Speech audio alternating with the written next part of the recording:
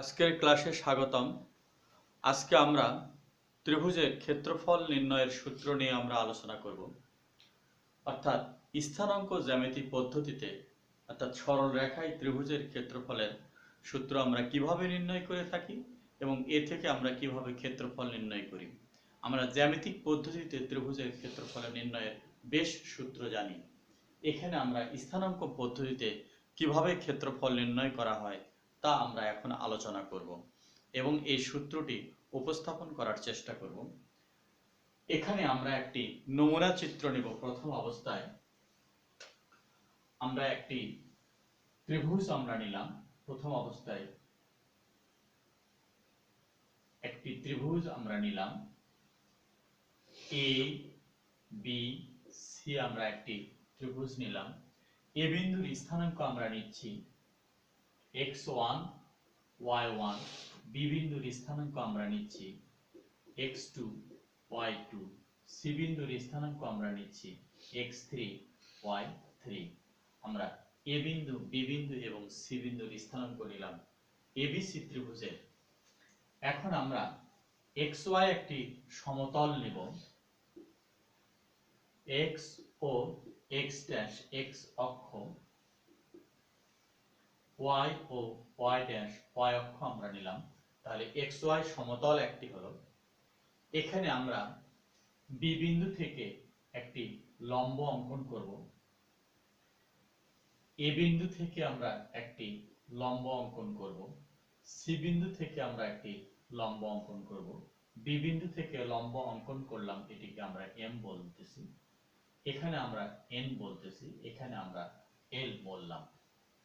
তাহলে এখানে OM হচ্ছে আমাদের x2, ON হচ্ছে x1, OL হচ্ছে আমাদের x3।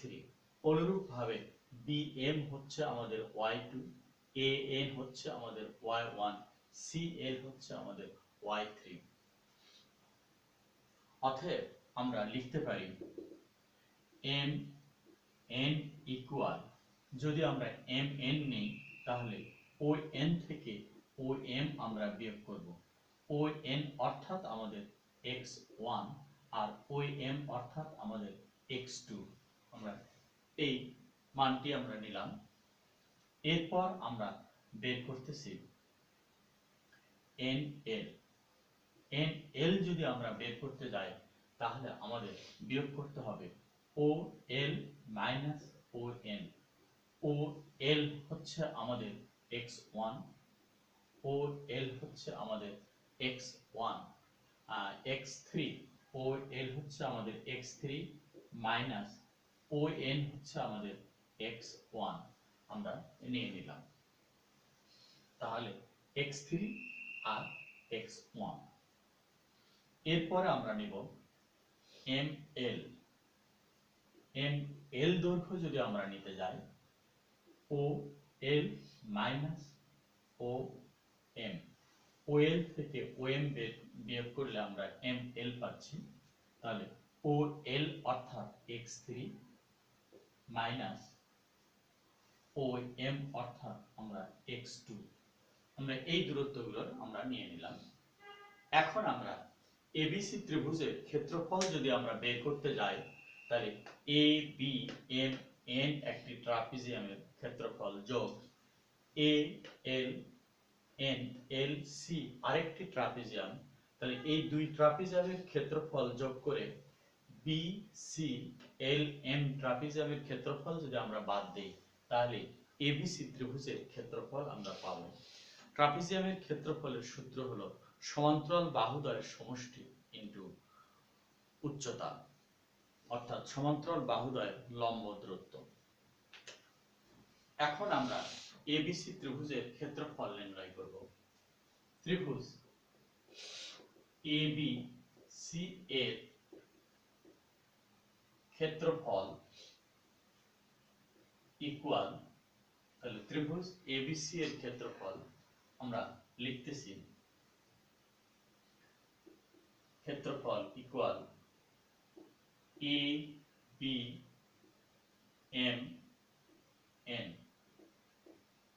ট্রাপিজিয়াম ট্রাপিজিয়াম এর ক্ষেত্রফল plus A N L C ট্রাপিজিয়ামের ক্ষেত্রফল minus B M L C ট্রাপিজিয়ামের ক্ষেত্রফল। তাহলে আমরা এখানে পাইলাম যে তিনটি ট্রাপিজিয়াম, একটি হচ্ছে এ বি এম এন একটি ট্রাপিজিয়াম, আরেকটি trapezium A N L C একটি ট্রাপিজিয়াম। দুই ট্রাপিজিয়ামের ক্ষেত্রফল যোগ করলাম, করে বি এম এল সি ট্রাপিজিয়ামের ক্ষেত্রফল আমরা বিয়োগ করলাম। তাহলে এবিসি ট্রাপিজিয়ামের আমরা ক্ষেত্রফল, এবিসি ত্রিভুজের আমরা ক্ষেত্রফল পাবো।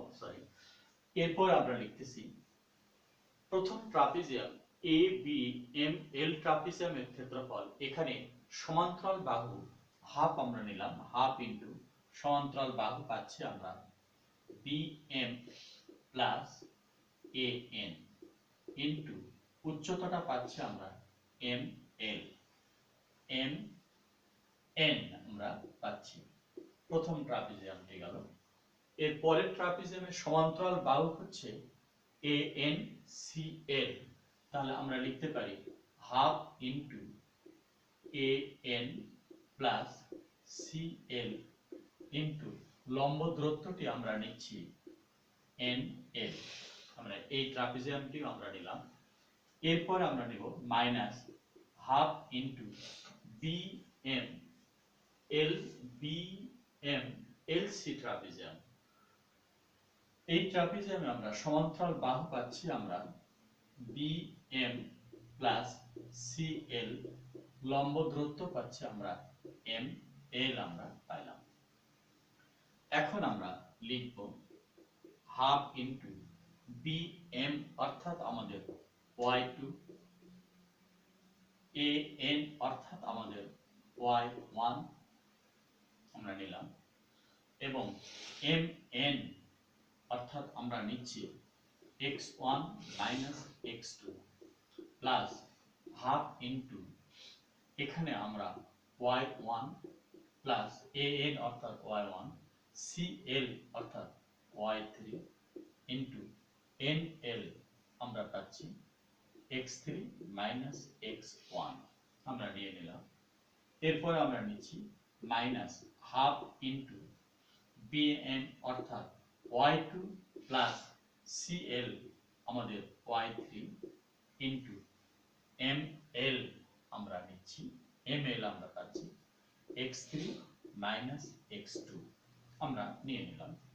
এরপর আমরা টোটাল কমন নিচ্ছি, যদি আমরা হাফ কমন নিয়ে নিই এবং একটু আমরা যদি কৌশল অবলম্বন করি, এখানে x1 এখানে আমাদের মাইনাস x1, আমরা যদি x1 কমন নিই তাহলে x1 দিয়ে গুণ করলে আমরা এখানে পাচ্ছি y2 প্লাস y1, আর মাইনাস x1 দিয়ে যদি আমরা গুণ করে দেই তাহলে x1 ইন্টু আমরা পাচ্ছি মাইনাস y1 মাইনাস 3।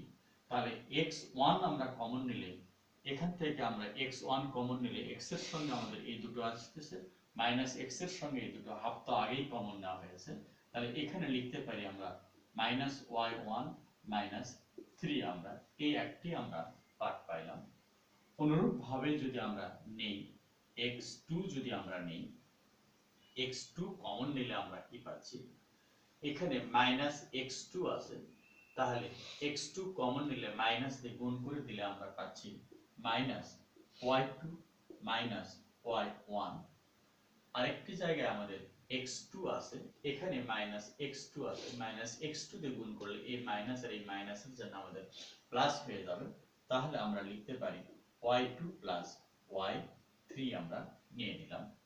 আরেকটি আমরা নেব, এরপরে আমরা প্লাস x3 যদি আমরা নেই তাহলে কি পাওয়া যায় দেখা যাক। x3 আমরা যদি কমন নেই তাহলে এখানে y1 প্লাস y3 আমরা নিলাম।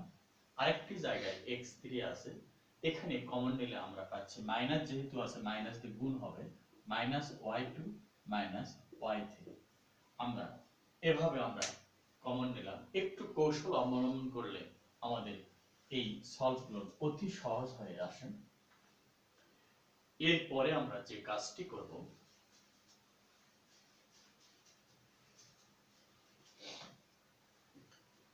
এখন আমরা কেটে দিয়ে আমরা লিখতেছি ইকুয়াল হাফ নিলাম, সেকেন্ড ব্র্যাকেট দিলাম, এখানে y1 কেটে যাচ্ছে, তাহলে x1 ইনটু আমরা পাচ্ছি y2 মাইনাস y3, এখানে একটি আমরা পাইলাম।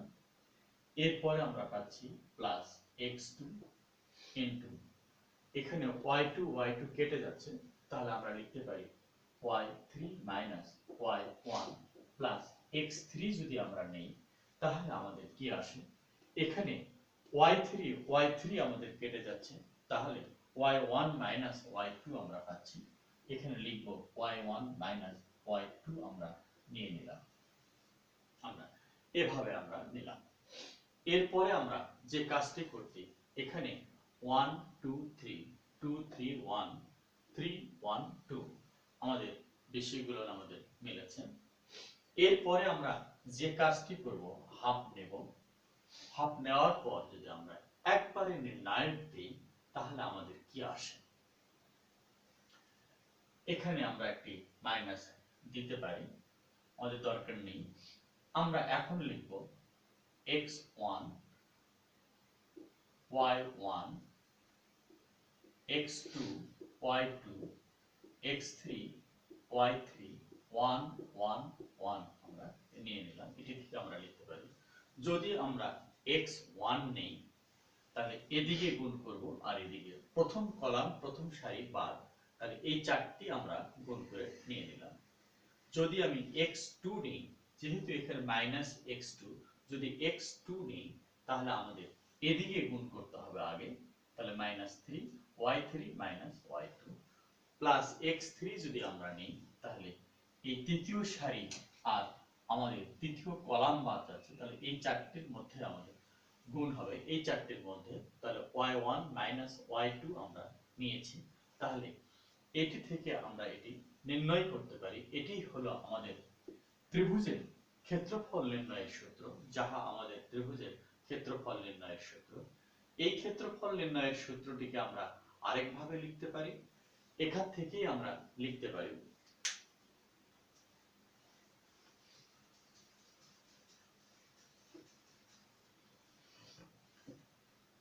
কেউ যদি ইচ্ছা করে আমরা এখান থেকে নিতে পারি, যা হাফ নিলাম, প্রথম অবস্থায় আমরা গুণ করে দিচ্ছি, যে এখানে আমরা নির্ণায়ক আকারে নিয়ে রাখতেছি, যা আমরা গুণ করে দিই। গুণ করে দিলে আমাদের কি আসে, আমরা এখানে x1 y2 x1 y3 plus x2 y3 minus x2 y1 plus x3 y1 minus x3 y2 আমরা গুণ করে নিলাম। এরপরে এখান থেকে আমরা লিখতে পারি, আগে ধনাত্মক গুলো এক জায়গায় করে নিই, এখানে লিখব x1 y2 plus x2 y3 plus x3 y1, এবারে মাইনাসের গুলো নেব, minus x1 y3 minus x2 y1 minus x3 y2 আমরা নিয়ে নিলাম। এখন আমরা যে কাজটি করব, এটি থেকে আমরা লিখতে পারি, এখানে x1 y1, এখানে x2 y2, এখানে x3 y3, এখানে আবার x1 y1 আমরা নিয়ে নিলাম। এখন আমরা যদি গুণ করি দেখা যাক, আমরা এই কর্ণ বরাবর আমরা গুণ করতেছি, আমরা এদিকে গুণ করলাম, এদিকে গুণ করলাম, এদিকে গুণ করলাম, তাহলে প্লাস গুলো আমরা পাচ্ছি x1 y2 x2 y3 x3 y1। অনুরূপভাবে এখন যদি আমরা এদিকে গুণ করি, এভাবে আমরা গুণগুলো নেই, তাহলে মাইনাস দিয়ে x2 y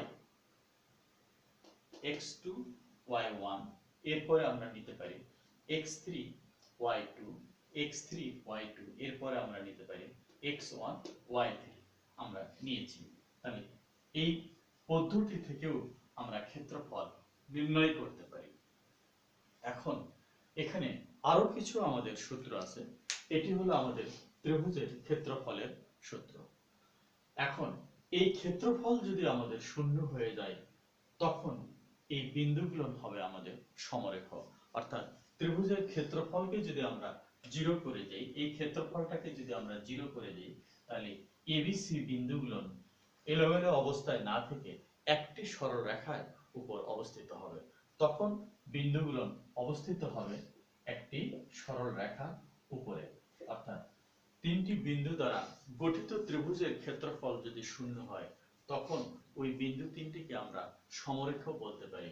তাহলে আমাদের খেয়াল রাখতে হবে যে ত্রিভুজের ক্ষেত্রফলের সূত্র হাফ ইনটু প্রথম বিন্দু x1 y1, দ্বিতীয় বিন্দু x2 y2, তৃতীয় বিন্দু x3 y3, তারপর 1 1 1, এটাও লিখতে পারি আমরা, এটা থেকেও আমরা নির্ণয় করতে পারি। এবং আমরা খেয়াল রাখবো যদি ক্ষেত্রফল শূন্য হয়ে যায় তখন কিন্তু বিন্দুগুলো এলোমেলো না থাকে একটি সরল রেখার উপর অবস্থিত হবে, অর্থাৎ বিন্দুত্রয় সমরেখা হবে। আজকে আমরা ত্রিভুজের ক্ষেত্রফলের সূত্র নিয়ে আলোচনা করলাম। পরবর্তী ক্লাসে আমরা এই ক্ষেত্রফলের সূত্রের উপরে আমরা বেশ কিছু অঙ্ক সলভ করব। আজকে এখানেই, আল্লাহ।